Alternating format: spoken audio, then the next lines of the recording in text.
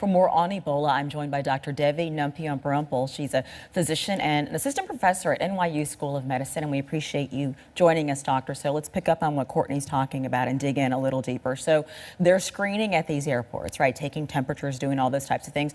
What's the next step if someone has a sky-high temperature right there at the airport? What next?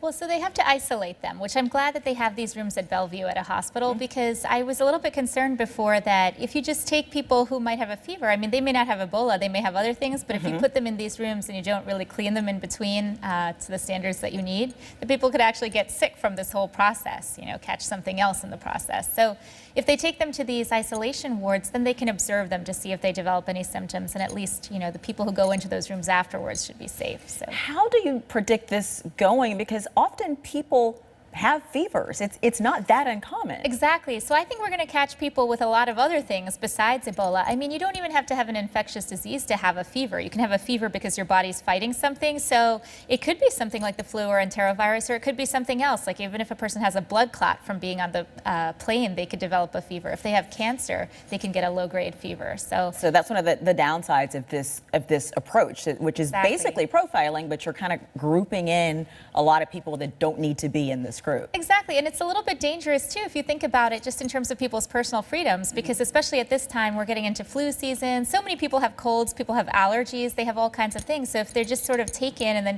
shuttled to this quarantine center, you know, who knows how long it will be before all these tests are done and they figure out what's going on. If you're visiting on a trip, if you're here for something like a wedding, I mean, there is something to be lost, you know, for just doing this. But at the same time, you know, people are very concerned about Ebola, so it's sort of like you have to weigh the risks and benefits.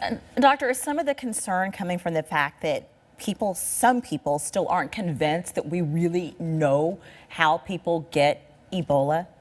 Well, I mean, there's always an element of uncertainty, right? But based on everything that we know so far in terms of the previous Ebola outbreaks, this isn't the first time Ebola has come here, right?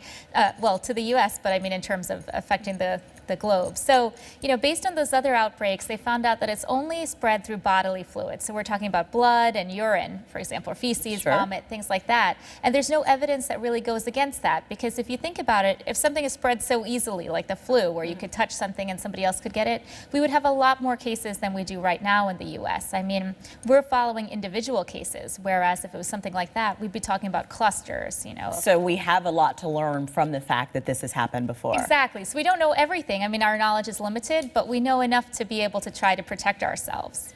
How do we protect ourselves? Yeah, so, well, it depends which population you're talking about. I mean, I think in West Africa, the problem is two of the things that allowed it to spread or flourish there more so are the fact that in terms of the water, like the running water and stuff, you know, here one of the basic things is that you hand wash all the time for any kind of infectious disease.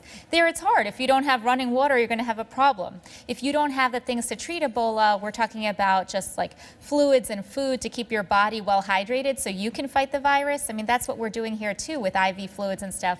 If you don't have that, you have another problem. So this is a poor country where they're not able to fight it once they have it. And then the third thing is just in terms of the trash or sewage system. You know, we throw things out in a biohazard bag in the hospital and that's it. We don't worry about it anymore because we have systems in place to get rid of it. But in a poorer area where you have trouble even with the regular trash, how are you going to eliminate these blood contaminated products and stuff? So it's spread a lot there. There are a lot of things we can do in terms of the infrastructure.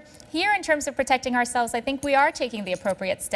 You know, looking at the ways that Ebola could enter the country, you know, keeping an eye on those people to make sure it doesn't spread, and if somebody actually has it, trying to treat them to get them better. There have been some calls for a travel ban. What are your thoughts on that?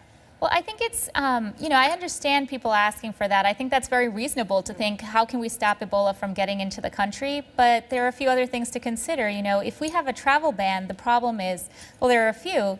That goes in both directions, right? So we won't be able to get any relief to the people who are suffering in West Africa. How would you actually be so isolated? Exactly. And then that's another thing. So if you think about it, let's say that you were in West Africa and you thought you had a high chance of getting Ebola. Well, if you think that hope, you know, there's help coming coming, people are coming to help you, you might kind of follow the rules and the laws and try to do whatever you can. But if you felt like you were just stuck in this place where, there's no help coming and, sooner or later you're going to get Ebola from your neighbor, well, then you might try to get out however you can. So you might push against the borders, you might fight against the government. I mean, we've already heard of episodes of violence and stuff there. So, you really have to wonder about the political turmoil there as well. And then, of course, I mean, who are the people traveling between the U.S. and West Africa? Some of them might be American citizens. So are you going to tell them they can't come back? You don't want to make people hopeless, not at Yeah. all. Dr. Devi Nampion-Brumpel, thank you very much for coming. Thanks. I appreciate it.